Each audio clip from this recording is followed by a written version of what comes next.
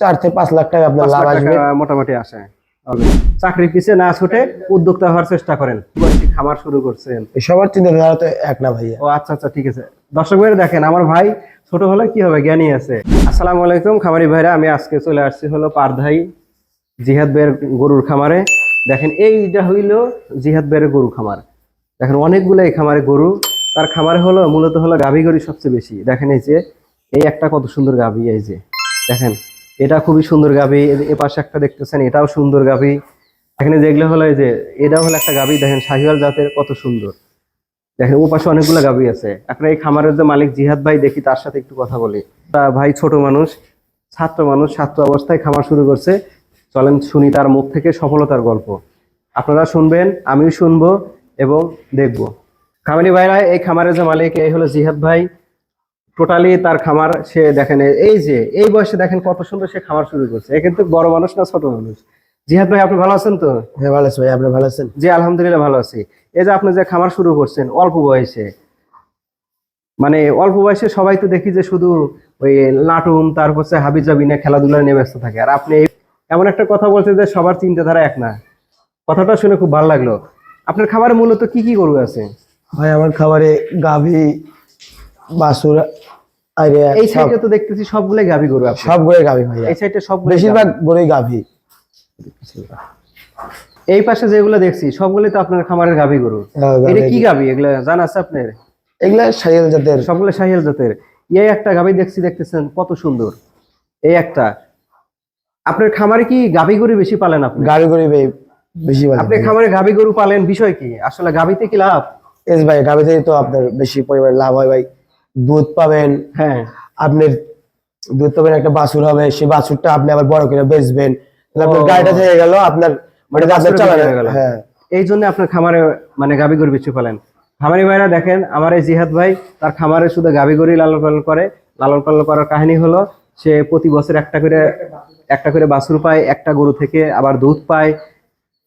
আপনি যে এই পাশে তো সবগুলো গাভী গরু রাখছেন, আবার এই পাশে তো দেখতেছি একটি ষাঁড় গরু রাখছেন। ষাঁড় গরু এগুলো কি সবগুলো আপনার এই যে গাভী যে আছে, এই গাভী থেকে কি সবগুলো গাভী থেকে হয় ভাইয়া? সবগুলো ষাঁড় গরু হয়েছে? এই সবগুলোই মানে আপনার সবগুলোই গাভী থেকে হয় ভাইয়া।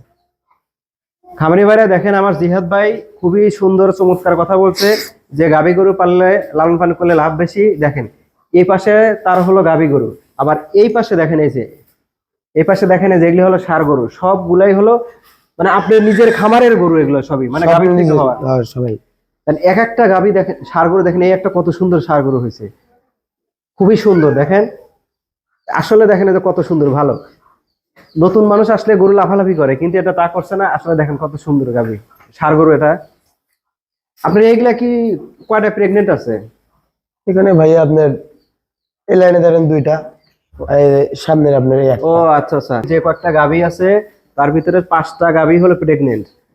একটা হলো 7 মাস, 8 মাস, 9 মাস করে। তাহলে 5টা গাভী যদি সঠিকভাবে ডেলিভারি হয়, তাহলে 5টা বাছুর পাবে, সেখান থেকে দুধ পাবে এবং একটা করে বাছুর হবে। অলরেডি একটা বাছুর দেখেন ডেলিভারি হয়েছে, দেখলাম। এই যে দেখেন, এই যে একটা বাছুর অলরেডি হয়ে গেছে তার। ভাই এটার বয়স কয়দিন হয়েছে? বাছুরের বয়স 1.5 মাস ভাই। 1.5 মাস। দেখেন 1.5 মাসেই দেখেন কত সুন্দর একটা বাছুর হয়েছে। নতুন একটা সুন্দর ষাঁড় বাছুর দেখতেছি। এটা কি জাতের ষাঁড় বাছুর ভাই? এটা হলো বাহামা জাতের আপনার ষাঁড় বাছুর ভাই। বাহামা জাতের ষাঁড় বাছুর। আসলে খুব সুন্দর, সব জায়গায় থাকে না। আসলে তো সুন্দর হয়েছে বাহামা জাতের ষাঁড় বাছুর। আচ্ছা, খামারে যে আপনি যে এত সুন্দর খামার করছেন, খামারে কি আসলে লাভ আছে না লস আছে? ভাই একটা ব্যবসা যখন শুরু করবো তখন শুরু থেকে লাভ বলা যায় না ভাইয়া। জি এখন ব্যবসা করতেছি, এখন ভাবছি লাভ আছে ভাই। হ্যাঁ অবশ্যই, লাভ ছাড়া তো কোনো ব্যবসা হবে না। আচ্ছা, আমার খামার যে আমি লাভবান হব, কোন দিকে আমার বেশি নজর দিতে হবে? ভাই আবার নিজের শ্রম দিয়ে আপনি লাভ পাই। আপনি যখন শ্রম দিবেন তখন আপনি বেশি লাভ করতে পারবেন ভাই। নিজে যদি কিছু না করেন ভাই, তাহলে তো কিছু হবে না ভাই। ও আচ্ছা, দর্শক ভাই, আমার জিহাদ ভাই যেটা বলতে চাচ্ছে সেটা হলো, খামার যখন শুরু করবেন আপনাকে নিজে আগে শ্রম দিতে হবে, তাহলে আপনি খামারে লাভবান হতে পারবেন। বুঝতে পারছি। মানে আপনার খামারে গাভী গরুগুলাকে নেপিয়ার ঘাস, খোল ভুসি এগুলোই খেতে দেন না? এক্স্যাক্টলি ভাইয়া, এগুলোই। আপনার গাভী গরুটা তো আসলে খুবই সুন্দর, সবগুলোই হলো শাহিওয়াল জাতের গাভী। মানে সুন্দর সুন্দর গাভী আপনার খামারে দেখতেছি ভাই। সুন্দর। আপনার এই অল্প বয়সে এত সুন্দর আইডিয়া কোত্থেকে আসলো যে দেখেন তো এই একটা গাভী গুলো কত সুন্দর হয়েছে।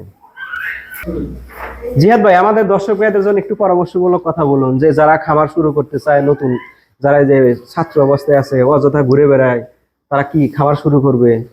ভাই আপনি দেখেন, আপনি যদি প্রথমে একটা গাভীতে শুরু করেন, হ্যাঁ হ্যাঁ আপনার যদি ওখানে একটা বাছুর হয়, হ্যাঁ, সেটা যদি আপনার গায়ে হয় তাহলে তো ভালোই, ভালো, ওটার থেকে আরেকটা হবে, আরেকটা হবে। এটা করতে করতে আপনি একটা খাবার নির্দিষ্ট নিজে খামারের একটা মালিক হয়ে যাবেন ভাই।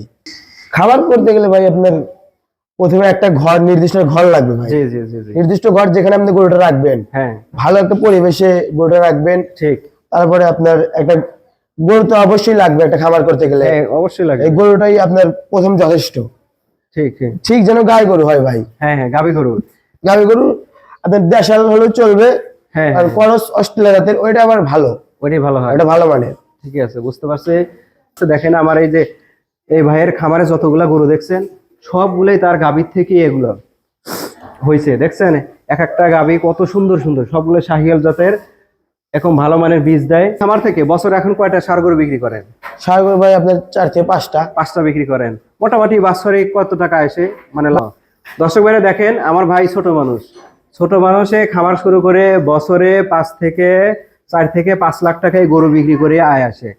তাই দর্শক ভাইরা আর কথা বাড়াবো না, যদি আপনারা খামার শুরু করতে চান তাহলে অল্প থেকে শুরু করবেন, চাকরির পিছে না ছুটে উদ্যোক্তা হওয়ার চেষ্টা করেন।